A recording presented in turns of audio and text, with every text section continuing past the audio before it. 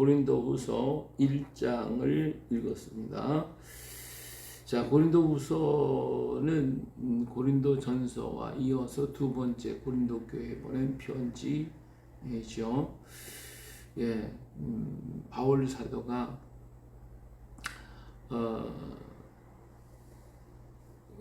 여러 모양으로 자신이 그 사도에 대한 권위, 자기가 사도라고 얘기를 하니까 여기에 대한 대적이 이런 것들이 굉장히 많았어요.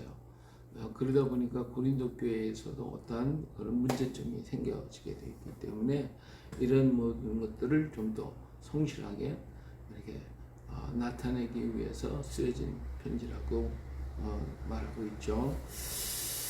예, 그래서 이제 이 고린도후서에는 바울의 그 사도권에 대한 변호라고 말할 수가 있겠는데, 이런 부분을 이제 뒷부분에 대해서 자세하게 얘기해주고 있습니다. 자, 1장 우리 하나님의 뜻으로 말미암아 그리스도 예수의 사도된 바울 형제 디모데죠. 하나님의 뜻으로 말미암아 그리스도 예수의 사도됐다. 자신은 사실은 뭐 사도가 되려고 한 것도 아니었고, 오히려 바울은 예수 믿는 사람을 잡아 가두고 집집마다 수색하고 이런 사람입니다.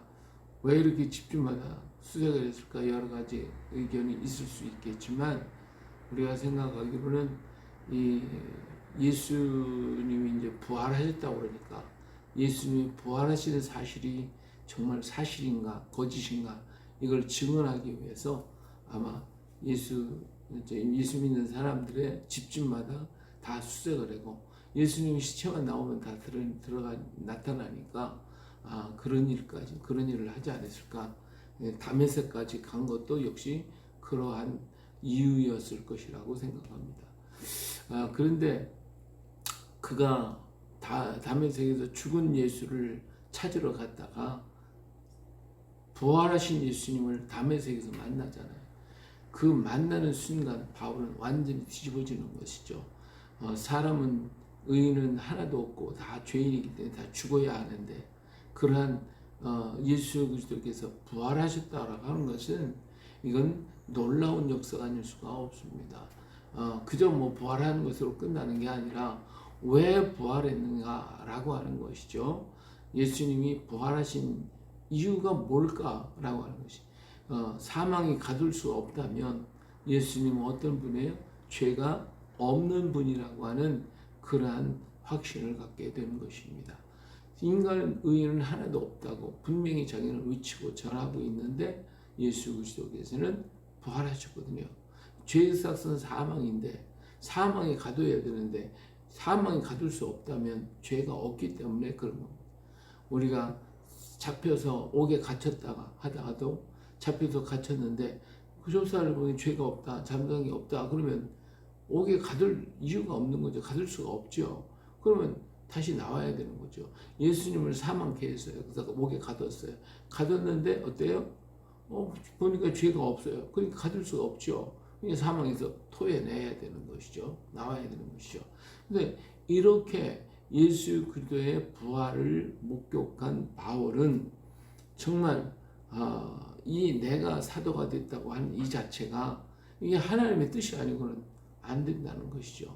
하나님의 뜻으로 말미암아 내가 사도가 된 것이지, 내가 하려고 해서 된 게 아니고 내가 이루려고 해서 된 게 아니다. 하나님께서 나를 다메섹에서 만나 주시고 말씀해 주시고 아나니아를 통해서 안수하여 눈뜨게 하고 성령 받게 하고, 이게 다 뭐예요? 내 뜻이 아니고 누구의 뜻이다? 하나님의 뜻이었다.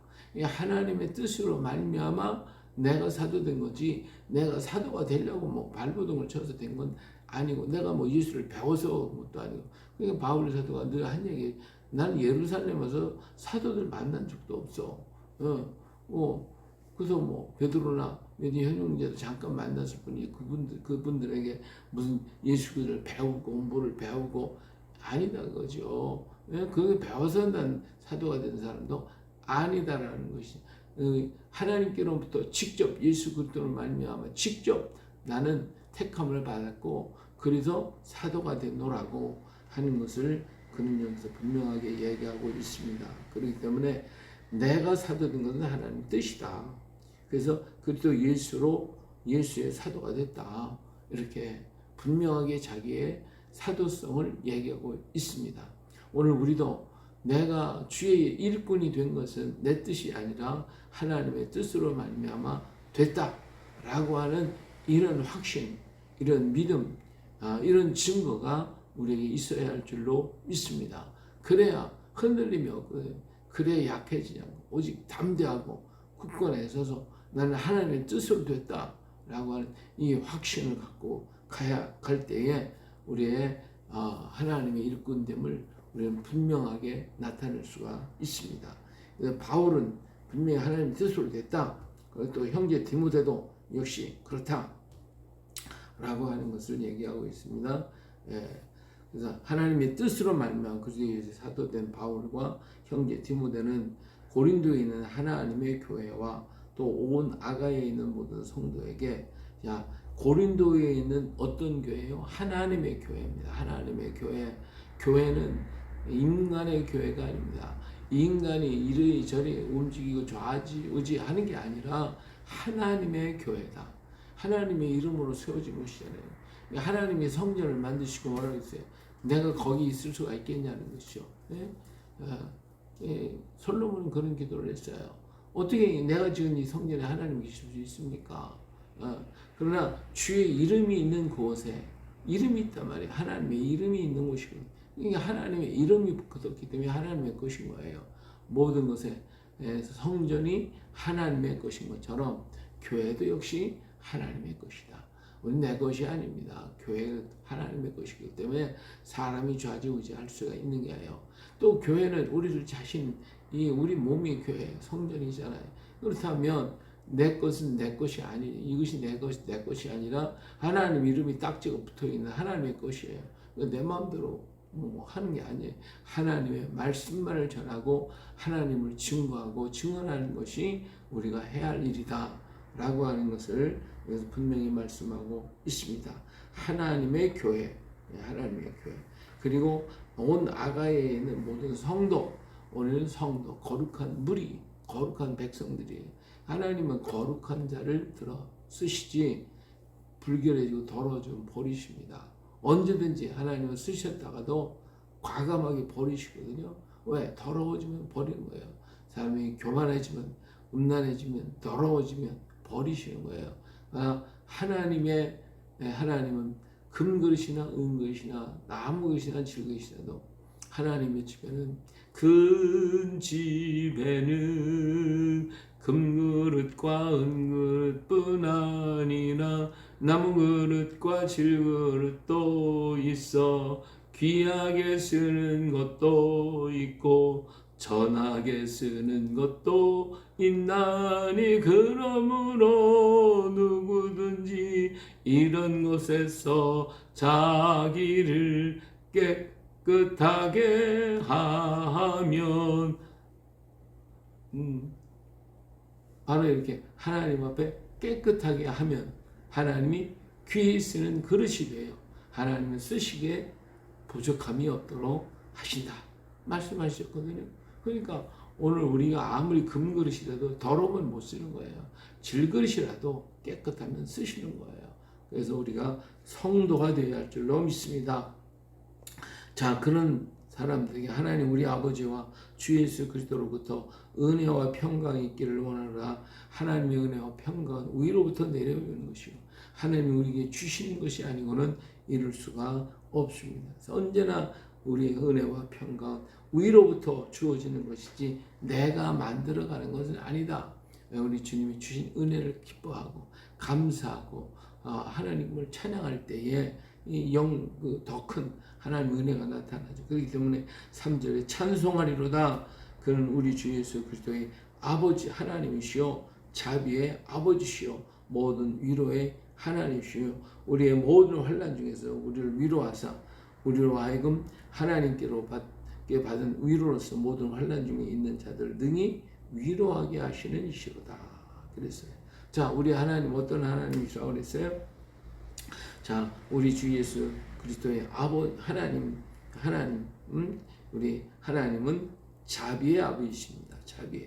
예, 언제든지 주의 이름을 부르는 자에게 구원이 있고 구원을 하시고 주의 이름을 부르는 자를 긍휼히 여기시고 사랑하시고 주의 보혈로 덮어주시는 아버지, 자비의 아버지. 그다음 모든 위로의 하나님, 위로하셔요. 어떤 어려움과 힘든 일을 당했어도 우리를 위로하시고 찾아주시고 그리고 그를 통해서 하나님의 뜻을 이루게 만들어 가십니다. 때로는 내가 감당할 수 없는 어려움에 처해 있을 때에 하나님 앞에 우리가 원망하고 불평할 때 주님은 다가와서 위로하시면 나는 너를 쓰기 위한 것이다. 그것들이 다 너에게 걸림돌이 되기 때문에 내가 다 치우는 거야. 이제는 나를 위해서만 살아라. 이게 하나님이 하시는 거거든요. 이게 위로하시는 거예요. 그렇기 때문에 에스겔도 그랬잖아요. 에스겔도 하나님의 뜻대로 살려고. 오늘 내가 내 아내를 데려가겠다. 사랑하는 자를 데려가겠다. 이게 얼마나 아픈 일입니까?